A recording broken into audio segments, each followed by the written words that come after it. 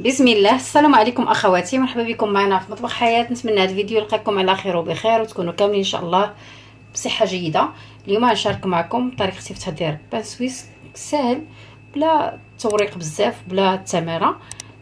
كيجي سهل في تحضير لجميع الاخوات المبتدئات. بالنسبه لهنا عندي 500 غرام ديال الدقيق، نص كيلو، 3 المعالق ديال السكر، واحد شويه ديال الملح، عندي واحد البيضه كامله، عندي واحد 4 كاس ديال زيت نباتيه، وعندي هنا خميره ديال الخبز راني ذوبتها مع شويه ديال الحليب وشويه السكر باش دغيا كتعطينا التفاعل ديالها. وهنا عندي الحليب 4 لتر 250 مليلتر، طبعا كيكون دافي حيت العجينه غتخمر. صافي نبداو نخلطو.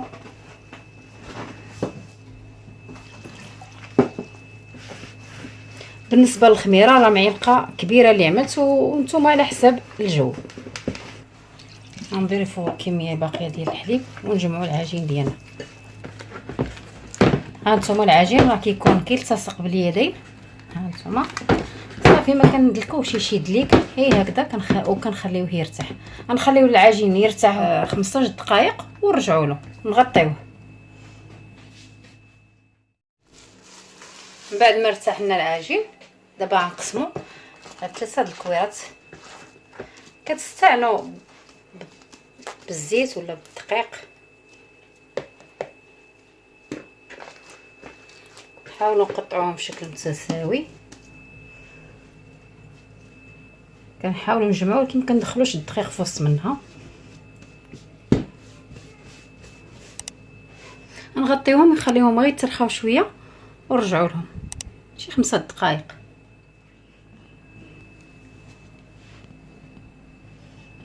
بعد ما كترتاح لنا باش تجينا سهله في الطليق كنستعنوا بالدقيق. هنا عندي 250 غرام باش نورقو، الطريقه اللي سهله بحال الطريقه ديال المسمن، كنحكوها بالحكاك. المهم هاد الطريقه نتوما نشوفوا الطريقه.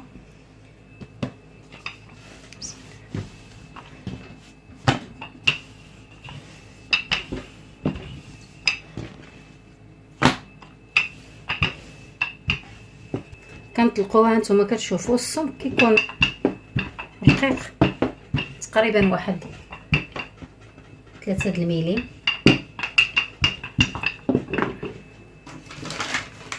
الزبده ضروري تكون بارده، الزبده تكون خاصه بالتوريق.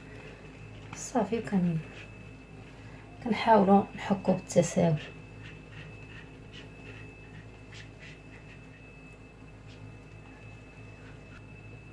كتحاولوا حتى الجنيبات تجي فيها الزبده.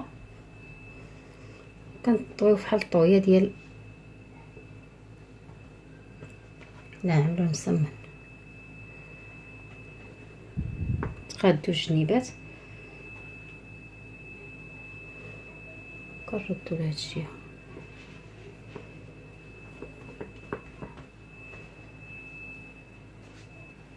دابا نهز هذه ونخليها ترتاح هنا ونطلق الثانيه بنفس الطريقه. نطلقها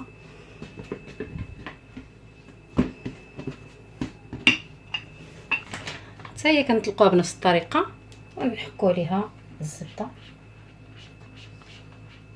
بعد ما حكينا عليها الزبده غنهز هاد اللي عملنا في الاول ونعملوها في الوسط.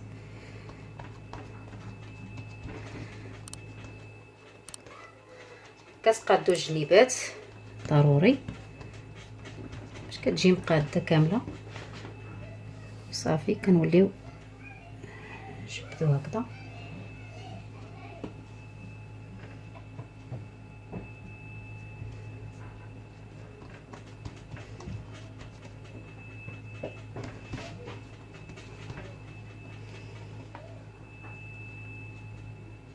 نفس الطريقه كنوليو نطويو.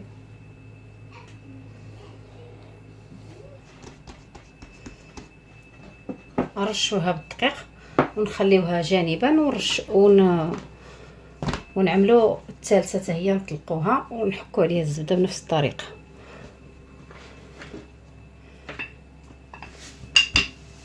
بنفس الطريقه غنوليو نحكوا.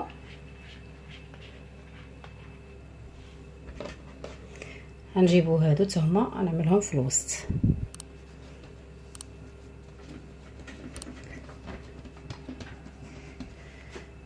كتحاولوا تقادوها.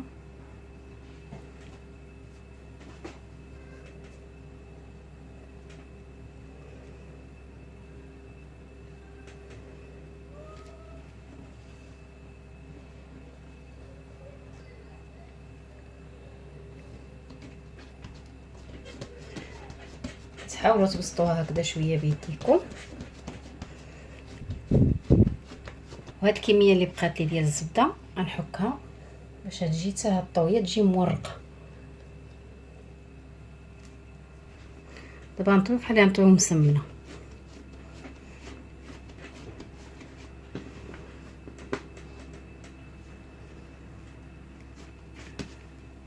نرشو بالدقيق مزيان.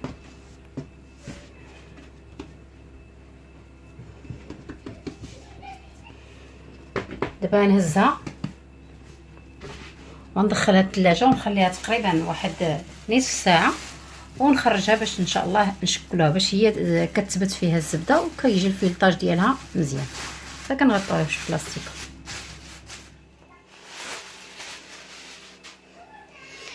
بعد ما مرت نص ساعه في الثلاجه حنا نخرجوها. راه واخا في الثلاجه كتخمر. كنستعملوا بالدقيق. كنحاولوا كنطلقوها بشكل طولي.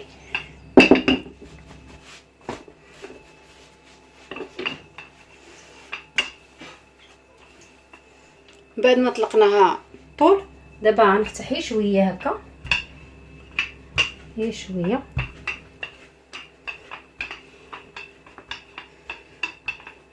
دابا غنحاول نقادها مع الجناب. نحيدو هاد الجنيبات هادو اللي ما مقادينش باش يجيونا مقادين.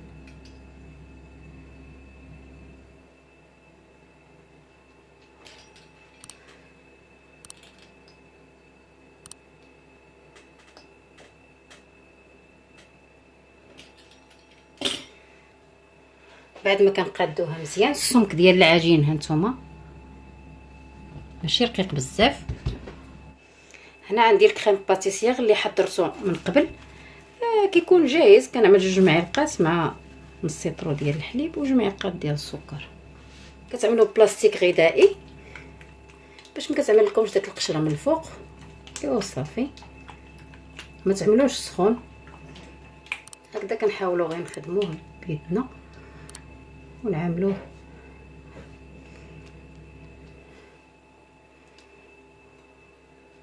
حاولوا تعملوه بشكل متساوي. بعد ما كنسرحوها هنا عندي بيبيت شوكولا. ما كانش عندكم شدوا الشكلاط وقطعوا طريفات ولا حكوه في الجهه الحكاكه البيضه. ندهنو هذه بشويه ديال الماء باش كتلصق لنا.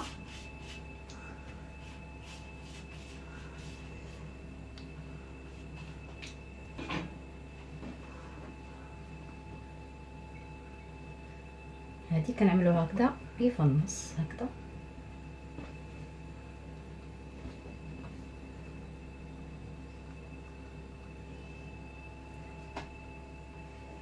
هذه ما كنعملوهاش فوق منها، غير كنلصقوها غير شويه هكذا.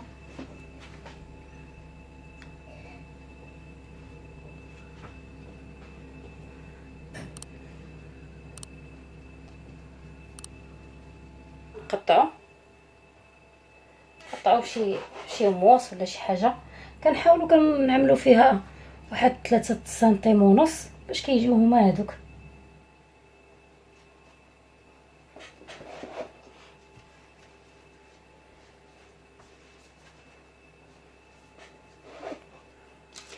بعد ما قطعنا نهزهم نعملوا في الصينيه ديال الفرن. حاولوا تبعدوهم حيت مازالين يكبروا. هانتوما كتشوفوا قطعناهم وبالنسبه لهذوك الحاشيات راه لويتهم هكذا بحال الشكل الشنيك تقريبا، هي كنلويهم. المهم ما كيضيعوش حتى هما، راهم كيجيو مورقين ومزيونين. واحد النص راني غنزينو بهذه الطريقه هذه. غنشد الغازوغ ونحاول نفتح واحد الفتحات هكذا.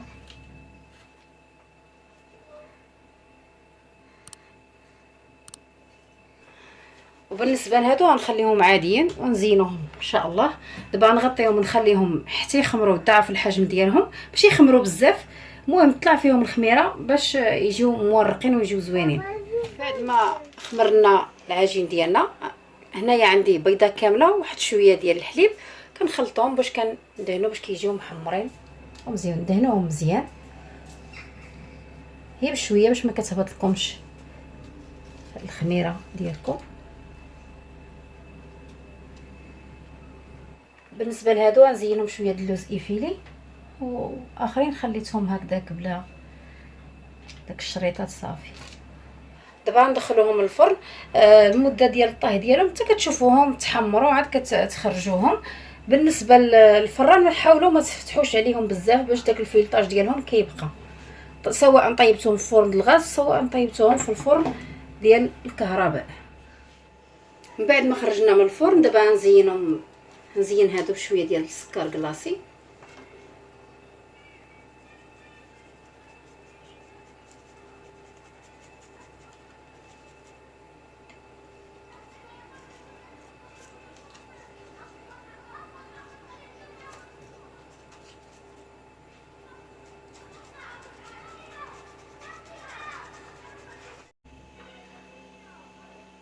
بعد ما زيناهم هانتوما كتشوفوا بسكر كلاصي كيجيو زوينين وكيجيو رائعين. نتمنى هذا الفيديو ينال الاعجاب ديالكم وتجربوهم بدون تردد، راهم وصفه اللي ناجحه وكيجيو مورقين. غنفتح لكم تشوفوا كيفاش كيجيو هانتوما، كيجيو مورقين وبداك الكريم باتيسير كيجيو زوينين بزاف. الا عجبكم الفيديو ما تنساوش تشجعونا باللايكات ديالكم وتبارطاجيوه مع الاصدقاء، والى فيديو قادم ان شاء الله.